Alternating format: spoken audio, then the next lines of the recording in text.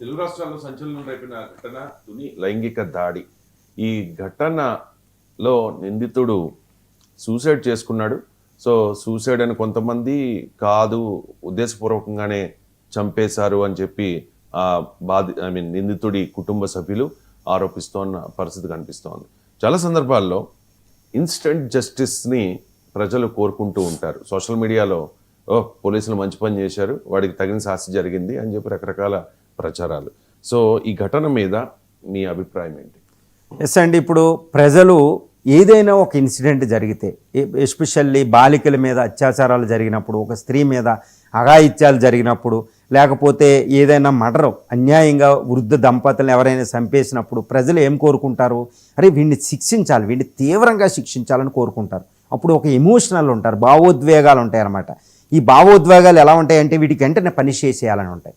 కానీ ఒక ప్రజాస్వామ్య వ్యవస్థలో, ఒక రాజ్యాంగ వ్యవస్థలో ఒక రూల్స్ ఉంటాయి. అదేంటంటే వాడికి పనిష్మెంట్ ఇవ్వాలి, కానీ ఆ పనిష్మెంట్కి ఒక సిస్టమ్గా ఇవ్వాలి, త్వరగా ఇవ్వాలి, సత్వర పనిష్మెంట్ ఇవ్వాలి, టైమ్లీ, ప్రాంప్ట్లీ, కానీ సిస్టమ్ ప్రకారం జరగాలి. కానీ ఈ తుని సంఘటన, అదేవిధంగా తెలంగాణలో ఈ షేక్ రియాజ్ రీసెంట్ ఎన్కౌంటర్ సంఘటన, ఇవన్నీ మనం చూస్తే ఏముంటుందంటే ఇది ఇన్స్టాంట్ జస్టిస్ అంటారు. 2019లో హైదరాబాద్ రేప్ ఇన్సిడెంట్ తర్వాత బెంగళూరులో ఇన్స్టాంట్ జస్టిస్లు అలవాటైపోయినాయి. ఈరోజు ఉత్తరప్రదేశ్లో బుల్డోజర్, ఎవరైనా నేరస్తులు వచ్చి వాళ్ళ ఇంటిని కూల్ చేయడం, ఇవంతా ఇన్స్టాంట్ జస్టిస్లు, ఎన్కౌంటర్లు. ఒక దిశా పటానిని బెదిరించిన వాళ్ళు ఎన్కౌంటర్ అయ్యారు ఇప్పుడు యూపీలో. ఈ ప్రజలు ఇవి కోరుకుంటున్నారంటే ప్రజలు ఎమోషనల్గా ఉంటారు. ప్రజలు అయ్యో అద్భుతమైన శిక్ష జరిగింది, వీడికి సరైన పనిష్మెంట్ జరిగింది అంటారు. కానీ వ్యవస్థని నడిపేవాళ్ళు, వ్యవస్థని ముందుకు తీసుకెళ్లే ఈ పోలీసు వ్యవస్థ, అదేవిధంగా నాయక గణం ఏం చేయాలంటే ఇన్స్టాంట్ జస్టిస్ వైపు వెళ్ళకూడదు. ఎందుకంటే ఇది శాశ్వత పరిష్కారం కాదు. ఇప్పుడు ఏపీలోనే చూస్తే, ఇప్పుడు అంతకు ముందు ఏ ప్రభుత్వం అనేది కాదు, గత కొన్ని సంవత్సరాలుగా చూస్తే ఎన్ని రేప్ ఇన్సిడెంట్లు అండి. అనంతపూరు, జమ్మలమడుగు దగ్గర, ఈస్ట్ గోదావరి, వైజాగ్, ఇలా ప్రతి వీక్ ఒక ఇన్సిడెంట్ చూస్తున్నాం.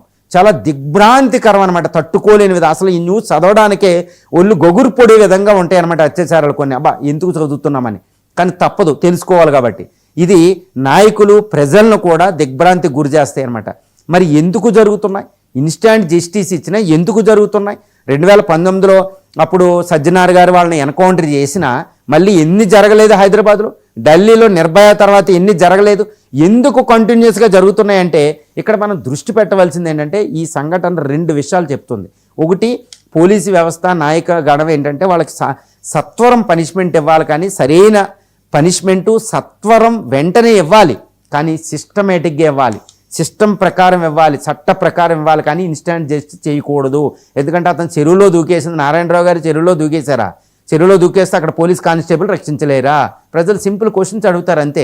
ఆ ఫ్యామిలీ మెంబర్స్ అబ్జెక్ట్ చేస్తున్నారు, అడిగి శిక్ష పడాలి ఆయనకి, బాలికను అలా చేసినందుకు. కానీ శిక్ష అలా పడకూడదు, సిస్టమ్ ప్రకారం జరగాలి. సిస్టమ్ ఇవ్వగలిగితేనే ఈ సిస్టమ్కి భయపడతారు. చట్టం ఆడికి పనిష్మెంట్ ఇచ్చుంటే, అతనికి పనిష్మెంట్ ఇచ్చుంటే ఈ చట్టానికి భవిష్యత్తులో చేసేవాళ్ళు భయపడతారు. ఇది మనం గుర్తుపెట్టుకోవాలి. అంటే చట్ట ప్రకారం జరగాలి, అంతేకాని ప్రజల్ని తప్పుదోవ పట్టించే విధంగా ఇలాంటి ఇన్స్టాంట్ జస్టిస్ జరగకూడదు. ఇది హైదరాబాద్లో ప్రజలు దీర్ఘకాలంలో ప్రజలు రియలైజ్ అవుతారు. అప్పుడు మళ్ళీ ఏలెత్తి చూపేది ఎవరంటే ఈ తప్పు చేసినాడు. కాబట్టి పోలీసు వ్యవస్థ, నాయకగణం ఇన్స్టాంట్ జస్టిస్కి వెళ్ళకూడదు, చట్ట ప్రకారం చర్యలు ఇవ్వాలి.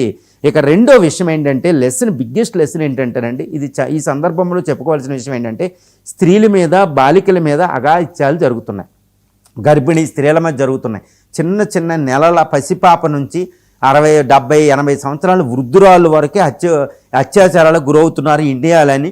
సాక్షాత్ యునైటెడ్ నేషన్స్లోనే ఈ విషయం, అంటే యుఎన్ఓలోనే ఈ మాట జరిగింది. అది ఇండియాకు ఒక అవమానం. It's a blot on Indian civilization, blot on Indian democratic system, blot on Indian constitutional system అండి. రాజ్యాంగ వ్యవస్థగా ఒక అవమానం అది. స్త్రీలను రక్షించుకోలేకపోవడం ఎందుకు జరుగుతున్నాయంటే మనం శాశ్వత మార్గం మీద, శాశ్వత పరిష్కారం మీద పెట్టబోతలే. శాశ్వత పరిష్కారం కోసం అసలు డిస్కషన్ జరగడంలే. శాశ్వత పరిష్కారం కోసం స్త్రీలను రక్షించడానికి కావాల్సిన శాశ్వత పరిష్కారాల మీద నాయకులు కూడా దృష్టి పెట్టడంలే. నేనైతే ఈ సందర్భం ఒక్కటే చెప్తున్నానండి, ఇది అంత ఈజీ కాదు. ఎవరైతే మగపిల్లల్ని పెంచుతున్నారో, ఆడపిల్లల్ని పెంచుతున్నారో తల్లి తండ్రులే దీనికి పరిష్కారం.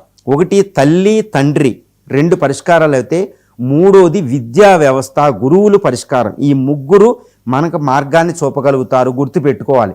ఒక పిల్లవాడిని పెంచేటప్పుడే తల్లి తండ్రులు ఉగ్గు పాలతో నేర్పాలి. ఒక స్త్రీ అంటే ఇంతరా పవిత్రమూర్తి. మన కల్చర్ని నూరిపోయండి. మీరు ఏ మతస్థులైనా నూరిపోస్తే వాడు అలా తిరగడు.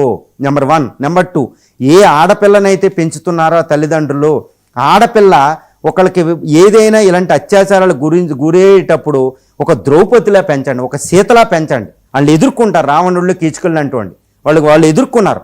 అలా పెంచండి. ఒక స్త్రీని పెంచేటప్పుడే స్త్రీ తనకు తాను రక్షించుకునే విధంగా పెంచండి. మగపిల్లల్ని పెంచుతూ స్త్రీని అటాక్ చేయకూడదని కాదండి. స్త్రీని అటాక్ చేస్తే వచ్చే భయాలు వాళ్ళు అడ్డం తిరిగితే ఎలా ఉంటుందో వాళ్ళని పెంచండి. అంటే పురుషుణ్ణి సక్రమంగా పెంచడమే కాదు, స్త్రీ తనకు తాను రక్షించుకునేటట్టు తల్లిదండ్రులు పెంచాలి. ఇక మూడోది ఏంటంటే గురువు. విద్యా వ్యవస్థలో రామాయణ మహాభారతాలు బోధించండి. ఏ మతాన్నైనా బోధించండి. స్త్రీకి ఈ గొప్ప విలువలను బోధించండి. భారత సంస్కృతికి సంబంధించినవి బోధించండి. అంటే తల్లి తండ్రి విద్యా వ్యవస్థ, ఈ 3 పరిష్కార మార్గాలు. ఇవి సుదూరంగా జరిగేవే, కానీ ఏ క్షణానికి వెళ్ళాలి. నేను ఒక్కటే చెప్తానండి. సిగ్మండ్ ఫ్రాయిడ్ ఈయన ఒక బుక్ రాస్తాడు ఈ సెక్షువల్ రిలేషన్కి సంబంధించి, వీటికి సంబంధించి. ఆయన బుక్లో ఒకటి చెప్తాడు, ఈ ప్రతి మానవుడు, అదేవిధంగా ప్రతి జీవం ఉన్న ప్రతి జీవికి సెక్స్ అనేది ఒక బేసిక్ ఇన్స్టింక్ట్. కానీ ఈ సెక్స్ అనేది ఈ ప్రపంచాన్ని, ఈ సృష్టిని ముందుకు నడిపిస్తుంది. ఒక పవిత్రమైందనమాట. కానీ ఈ సెక్స్ అనేది పవిత్రమైందని మనం చెప్పగలగాలి. అది చెప్పాలి. ఈ ప్రపంచంలో ఉన్న ప్రతి లివింగ్ బీయింగు సెక్స్కి సంబంధించిన విషయంలో ఒక విధంగా పశువుగా ప్రవర్తిస్తారు. ఈ పశుత్వాన్ని ఆపగలిగే ఒకే ఒక శక్తి ఏంటంటే సామాజిక వ్యవస్థకు ఉంటుంది, కట్టుబాట్లకు ఉంటుంది, సాంప్రదాయాలు. ఇవే ఒక మనిషిని సెక్స్ విషయంలో, కామం విషయంలో పశువుగా ప్రవర్తించకుండా ఆపుతాయి. రాముడికి రావణుడికి ఏంటి ప్రాబ్లం అంటే, రావణుడికి మండోదరి ఉంటుంది, రాముడికి సీత ఉంటుంది. కానీ రావణుడు పశువులాగా ప్రవర్తించి మండోదరితో ఉండడు, ఇంకా కావాలనుకుంటాడు స్త్రీలు.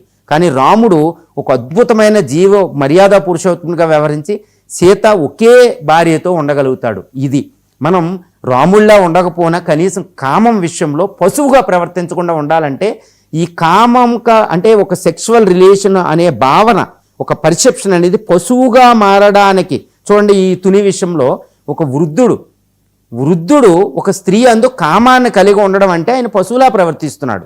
ఈ పశుత్వం వచ్చే టైంలో ఈ వృద్ధుడి మైండ్లో, అరే నేను చాలా పెద్ద వృద్ధుడిని, చాలా పెద్ద అయిపోయాను, సమాజం ఏమనుకుంటుందో అనే ఒక భయాన్ని కలిగించాలి. ఒక అద్భుతమైన పరిపక్వత ఆయనకి లేదు.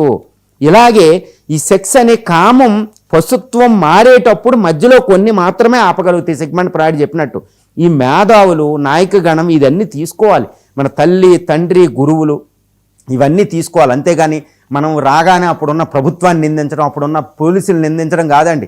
మనలోనే పరిష్కారం ఉంటుంది. ఇలా శాశ్వత పరిష్కారం మీద పెట్టగలిగితే భారత సంస్కృతి, భారత రాజ్యాంగం, భారతం అద్భుతంగా ఉంటుంది. స్త్రీలు రక్షించుకోగలుగుతామండి.